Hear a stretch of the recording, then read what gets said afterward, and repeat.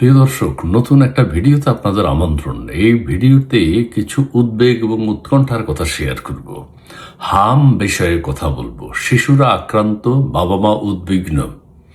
বেশ কিছু শিশু মারা গেছে। কেন মারা গেছে, কোথায় অবহেলা ছিল, সে বিষয়টি একটু মনোযোগ দিয়ে খেয়াল করবেন। বিশ্ব স্বাস্থ্য সংস্থা কি বলছে? 2022, 23, 24, 25 সাল এবং 26 সালের রিপোর্ট তারা দিয়েছে, এবং সেটা উদ্বেগ এবং উৎকণ্ঠার। ব্যর্থতা আমাদের কোথায় ছিল? হামের টিকা কখন থেকে বন্ধ, কখন থেকে, কি কারণে শিশুরা এখন আক্রান্ত হচ্ছে, সেই বিষয়টি আপনাদের সাথে ব্যাখ্যা করে প্রথম আলোতে এসছে। 56 জেলায় ছড়িয়েছে হাম। বাংলাদেশের 64 জেলা, তার মধ্যে 56 জেলাতেই হাম ছড়িয়ে পড়েছে। শিশুরা আক্রান্ত। কারা আক্রান্ত? 2 বছরের নিচে যাদের বয়স তারা আক্রান্ত এবং তারা মারা যাচ্ছে, এবং 8-9 মাসের শিশুরা মারা যাচ্ছে, আক্রান্ত হচ্ছে। তার মানে 2 বছরের নিচের শিশুরা। 18 মাস ইউনুসের শাসন ছিল। আপনারা মনে রাখবেন, 18 মাস মানে 2 বছরের মতো ইউনুসের শাসন, বর্তমান সরকার সহ।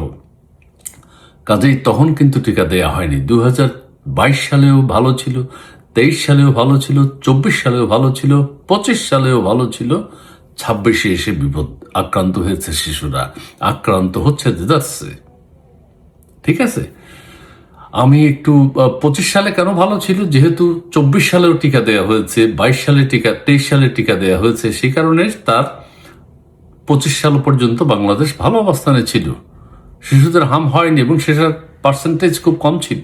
আমি একটু পড়ে শোনাই। আহারে, বিশ্ব স্বাস্থ্য সংস্থা বলছে বাংলাদেশে গত 2 বছরে শিশুদের নিয়মিত টিকাদানের ক্ষেত্রে যে ইমিউনিটি গ্যাপ বা প্রতিরোধ ক্ষমতার ঘাটতি রয়েছে, হামের বর্তমান প্রাদুর্ভাবের সেটাই প্রাথমিক কারণ। দেশের 56 জেলায় হাম ছড়িয়েছে গত 2 বছরে।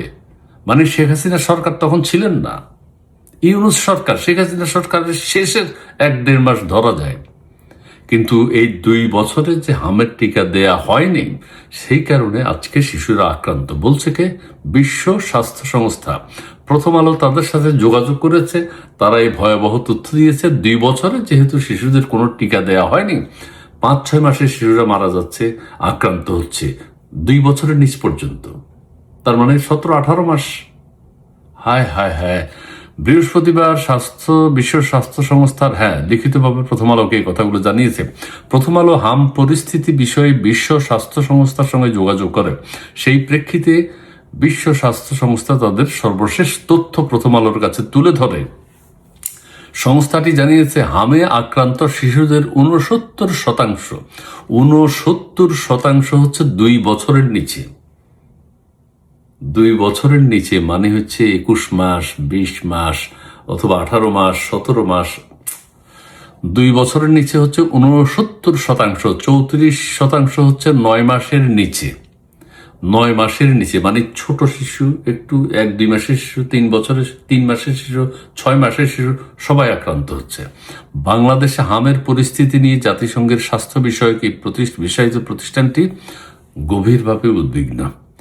এখন একটু ভয়াবহ তথ্যটা আপনাদেরকে দেই। বিশ্ব স্বাস্থ্য সংস্থার, আচ্ছা ঠিক আছে, আচ্ছা অন্তত 12 মাস হাম, রুবেলা ভাইরাসের সংক্রমণ অনুপস্থিত থাকা।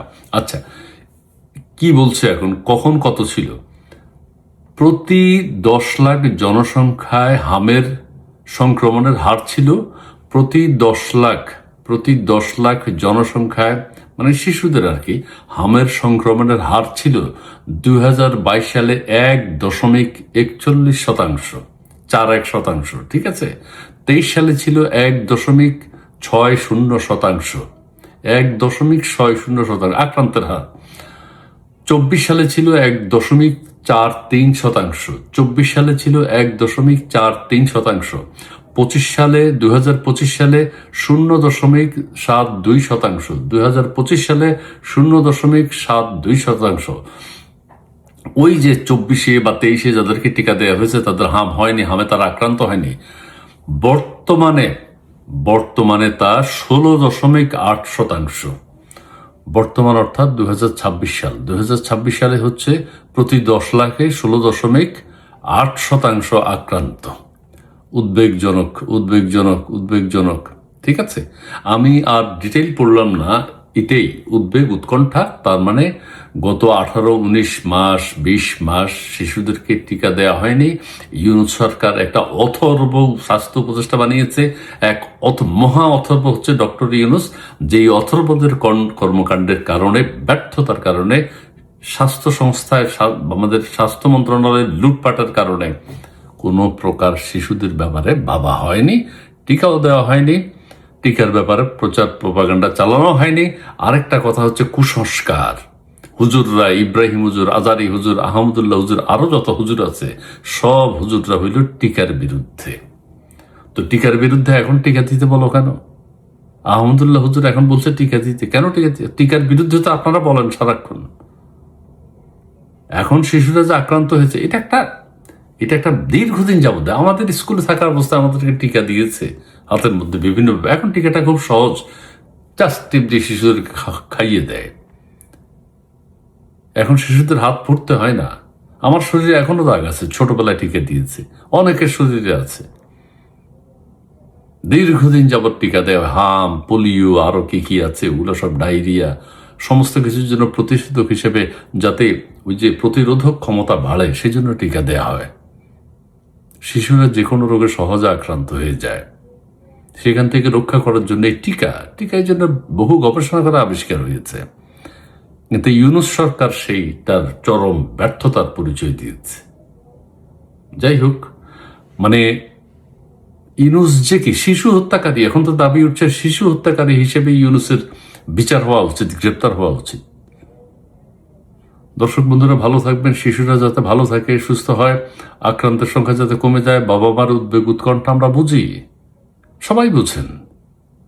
আমার আত্মীয় স্বজনও আক্রান্ত, আপনার আত্মীয় স্বজনও আক্রান্ত, বাচ্চারা, শিশুরা। যাই হোক, এই চরম একটা ব্যর্থতা ইউনূস সরকারের, সেটাই আপনাদের সামনে উপস্থাপন করলাম। এবং যে শতাংশের কথা বলা হলো, এটা খুব উদ্বেগ উৎকণ্ঠা। বিশ্ব স্বাস্থ্য সংস্থাও উদ্বিগ্ন। ভালো থাকবেন, ধন্যবাদ।